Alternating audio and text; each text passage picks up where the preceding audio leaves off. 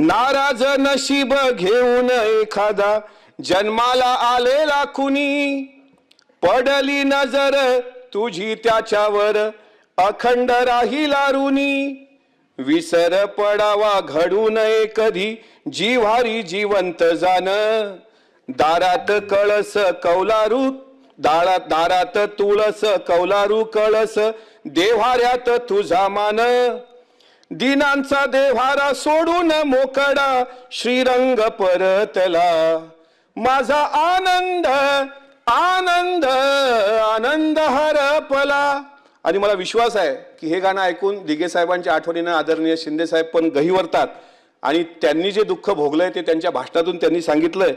मी मुझसे पहले कितने शायर आए और आकर चले गए, कुछ आहे भरकर लौट गए, कुछ नगमे गाकर चले गए, वो भी एक पल का किस्सा था, मैं भी एक पल का किस्सा हूं, कल तुमसे जुदा हो जाऊंगा, वो आज तुम्हारा हिस्सा हूं, कल और आएंगे नगमों की खिलती कलियां चुनने वाले, मुझसे बेहतर कहने वाले, तुमसे बेहतर सुनने वाले, कल कोई मुझको याद करे, क्यों कोई मुझको याद करे, मसरूफ जमाना मेरे लिए, क्यों वक्त अपना बर्बाद किए.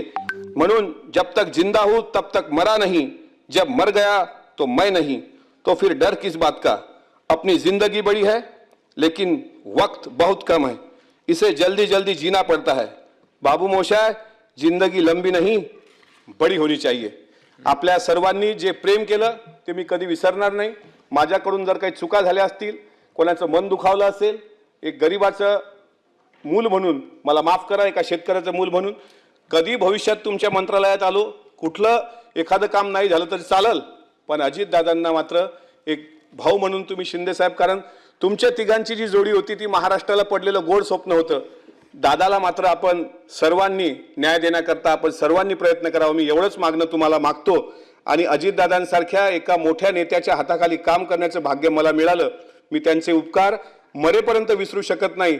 आणि दादाच्या बाबतीत एवढंच सांगतो की आता नाही येणे जाणे आणि सहज खोंटले बोलणे. दादासारखं विद्यापीठ घडायला अनेक वर्ष लागतील. दादा असतील, एकनाथ शिंदे साहेब आपण असाल, आपण महाराष्ट्राला पडलेलं गोड स्वप्न आहात, आपण मास लीडर आहात, आपण या महाराष्ट्राची गरज आहात. म्हणून आपण सर्वांनी स्वतःला जपा.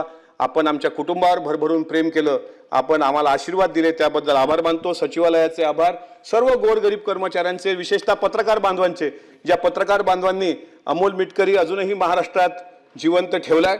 मी अजितदादांच्या आशीर्वाद कायम माझ्या हृदयात राहतीलच. आणि आज सुनेत्रताईंच्या रूपानं एक मातृशक्ती पण आमच्या पाठीशी तितकीच खंबीर आहे.